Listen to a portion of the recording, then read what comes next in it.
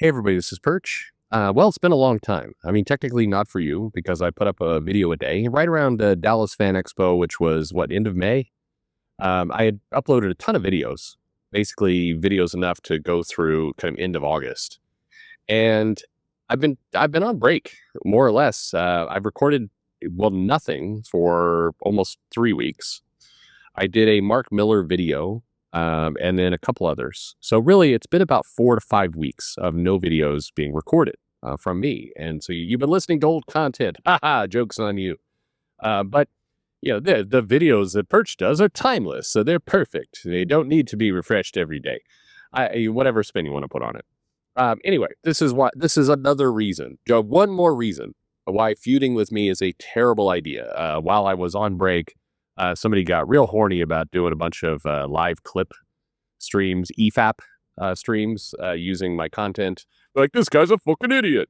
It's like, I dare you to respond to me. It's like, well, first off, I don't know.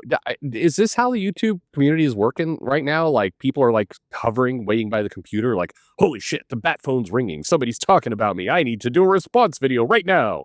Is that it? I mean, good Lord, what a waste of time. I'm sorry. That sounds terrible. That sounds absolutely terrible. Anyway, I heard it much later, and I'm like, well, I'm not going to record a video for like 3 or 4 weeks. So, I mean, I could respond. One of these days, I will. No, nobody try. But one of these days, I'm going to go all in on a feud, but I'm going to continue to film videos the way I do it. So there'll be like no response for like 6 weeks. And then a hot take right on that video from 6 weeks ago. And then it's going to get everybody riled up like, oh, shit, he finally showed up. And then it'll be another 6 weeks before you get another response. It'll be the slow moving feud. It'll be amazing. Anyway, had a good time. Some work, some vacation. Got a chance to visit Costa Rica, which is a nice place, actually. It's more expensive, though. I've been to a number of places in South America, parts of Europe. I'll tell you, one of the best places I've been is Albania, and like you could live there on like $5. I'm exaggerating, but cost of living is amazing. But Costa Rica is not that cheap. It's a little bit like Panama. I've been to Belize. I've been to some of the other places, Ecuador. Those places you can get a lot for your money. But Costa Rica, they've got it. They got it locked in. The guy was explaining to me at one point at length how it's like, yeah, we get the Nicaraguans in here, and then they do all the farming, but then we got to get them out, at the end of coffee season and some of the other things we do. We got the pineapple season. We get them out of the country back to their own place. Make Costa Rica great again. I'm like, that doesn't have the MCRGA. It doesn't have the same spin as other popular movements that won't be mentioned. Popular with half of you, or half of you that vote, or never mind. You know what? Sorry. Sorry. Anyway, I duck back in to see what's going on in comics. And I also listened to some of my old videos. And if you'll excuse this kind of, brief aside, one of the things I was trying to do when I started this channel is kind of one of the main purposes. Guy, Larry King, who helped do his comic, great guy. He and I were talking a lot right before the channel. And so I really want to get on, and I want to do a channel where I clear up some myths, because what was irritating me at the time, and this doesn't have to be your irritation, but it was mine, is that, there people say, there are problems in the comic industry. And I'm like, co-sign, there definitely are. I was, selling comics, an active retailer, and it was hurting.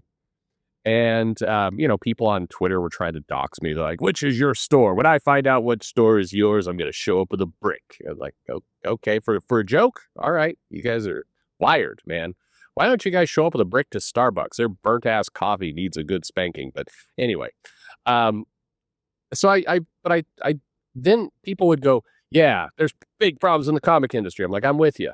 It's like those overships where they're forcing comic shops to buy thousands of gay issues. It's like, okay, nope, that's not happening. Like, there's reasons to be upset, but a lot of the reasons that were being given to be upset were stupid. They were just dumb. And so I'm like, oh, I'm going to clear some of this stuff up. So I did a lot of videos on, here's what the comic sales numbers look like. Here are people. It's like, anytime you put a chick in a comic, it fails. It's like, well, female Thor did better than male Thor, just in Jason Aaron's run. I mean, yeah, but what about if you compare it to Walt Simonson in the 80s? I'm like, yeah, when you have the newsstand and you have all that distribution, Yeah, that Walt Simonson. First of all, that's Simonson's a legend. Okay, and second, you had so much more distribution. So the problem is not the chick who's Thor, because if you want to really go all in with that argument, take Spawn today, Spawn in 2025, and compare it to Miss Marvel in the 70s. Guess which sold more? Miss Marvel by a ton, by a absolute ton. Why? Because there was distribution. They had more places they could sell it. As I do need to do the sales video for Spawn, it's a little bit tricky because the early issues, 1 through 18 or so, there was a lot of gaming of the numbers, like a lot. And so it's hard to pin down exactly what it did with any kind of accuracy. Once you get up to about 18 to 20 in that area, then you have pretty reliable numbers for the rest of the run. But Spawn, Spawn in the issue number 1, of course, but issue 10, I mean, it was selling hundreds of thousands of copies. Spawn, in 2022, 2024, it had this brief resurgence when it hit its anniversary issue, but it was selling a lot less than that. But anyway, but people, the point is that, okay, yeah, there's a problem in the comic industry, but it's not a chick in a comic, it's distribution. Distribution is the problem. And some of you will come in and go, yeah, but Perch, the women and the gays are also a problem. It's mostly distribution, though. You have to understand, it mostly is. The challenge is the women, the quote women and gays comics. They're largely irrelevant. So I mean, what I mean by that is, they're not. I mean, you've got very few of those comics out there. But no, all of Disney's lines that way. No, it's really not. If you look at Marvel, most of them are very vanilla comics that are getting canceled constantly. And yes, there's dumb things in them. And I'll give you an example. Over the break, I read the Chip Zdarsky Captain America #1, and it's a relaunch of Captain America. It's got some good art in there, and it's telling kind of an interesting story. Cap's first meeting with Doom. There's an interesting bit there. They're doing it kind of in good alignment with Doctor Doom showing up in the Marvel cinematic universe. I don't know how long this run's going to last. Is it 5 issues, 8 issues before they reboot it? Don't know. But in the middle of this comic, there's this line where this kid's like, I think had just seen 9/11. I may be missing some context, but it was in New York, and the friend died, I think, with the Twin Towers and everything. And so the guy was enlisting or trying to go to war. And the mom's like, I don't want you fighting that racist war. It's like, you roll your eyes with this stuff because it's an unnecessary line. It's a very hacky line. And why? I would, by the way, I'd roll my eyes if the line was like, for the glory of Jesus Christ and God, you must go there and kill the Muslims. That would also be cringy as hell. I like it. It lands so weird. And in those moments, what you see is it's Chip Zdarsky's voice coming out of the comic as opposed to a character in Captain America. It's not there. Now, people have argued, yeah, but he should have the right to do that. Sure, he has the right to do that if Marvel wants to pay him to do that. I mean, yeah, they own the character, not me. But it's lame. But my point is that, the real problems of the comic industry persist. So I went and I looked at kind of what are people talking about.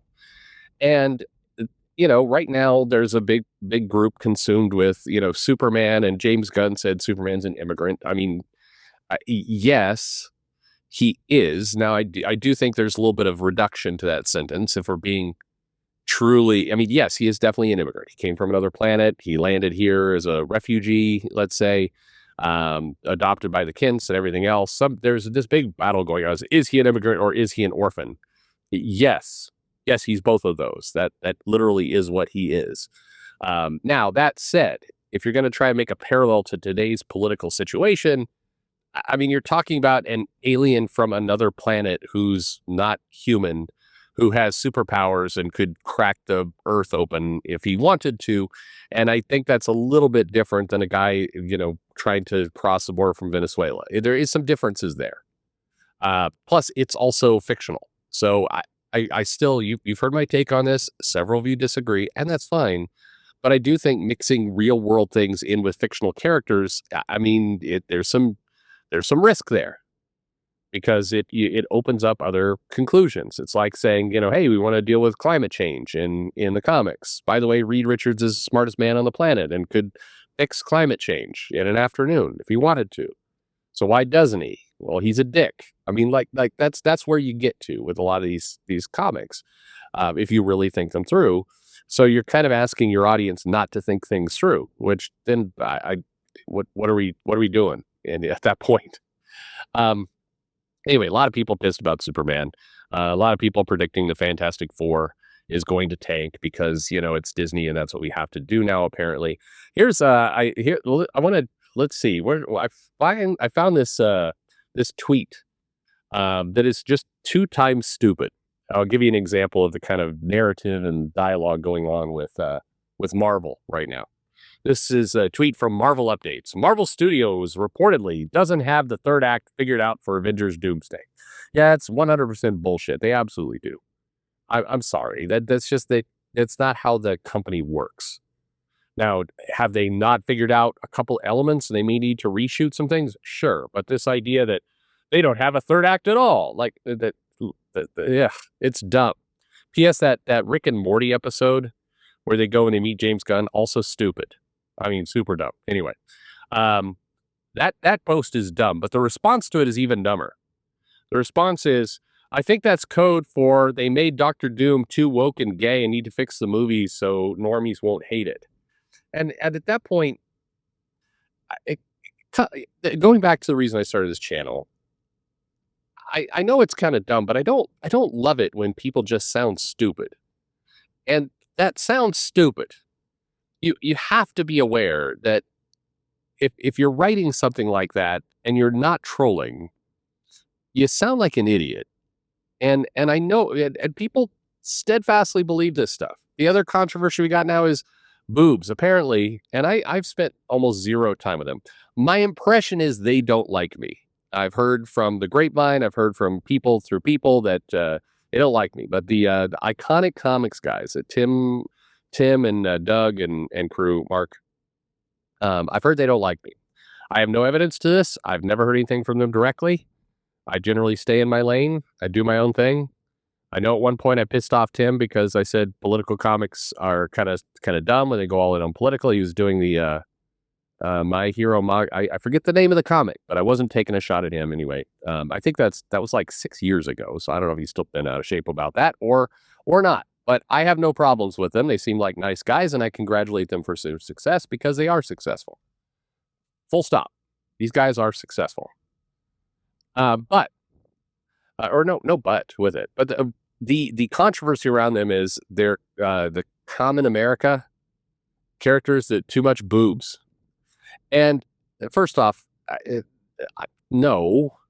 Second, when did this become something? Can somebody explain to me in the comments when did the bunch of people on Twitter become the well, I mean, to put it bluntly, when did you become 2017 Marvel editors who are concerned about boobs in comics? Like when did that occur? There's I'm taking a bold stance here. There's nothing wrong with boobs in comics. And I think you could say lots of things. You could like those comics from the iconic guys, or you could not like them. But if you were labeling them boob comics, you are clearly not reading the comics. They are not boob comics. They're not. You could give them to kids. The girls are running around in superhero outfits that are frankly more covered up than a lot of Marvel comics in the 70s. I mean, you put any of the Common America crew against Dagger from Cloak and Dagger in her original costume. Dagger showing way more. Anyway, there's nothing wrong with that. You're mislabeling the comic. Why are we attacking that? And I think I'll sum up with this.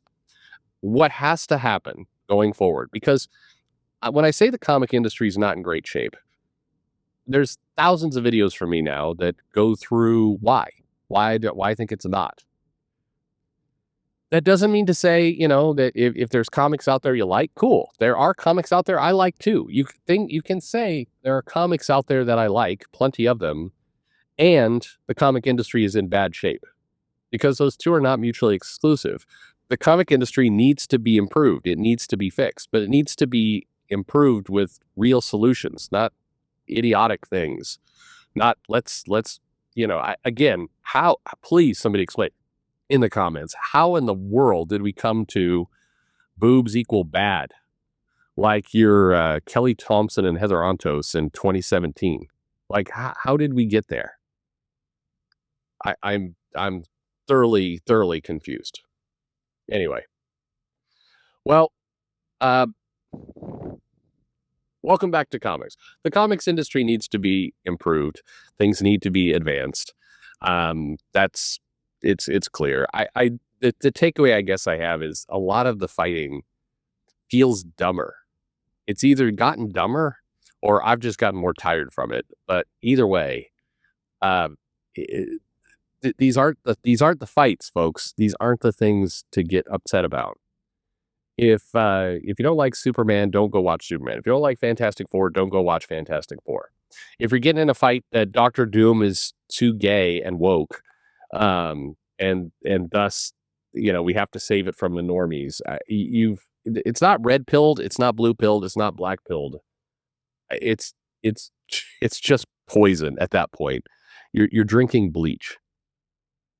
Maybe you shouldn't do that. Thanks for listening.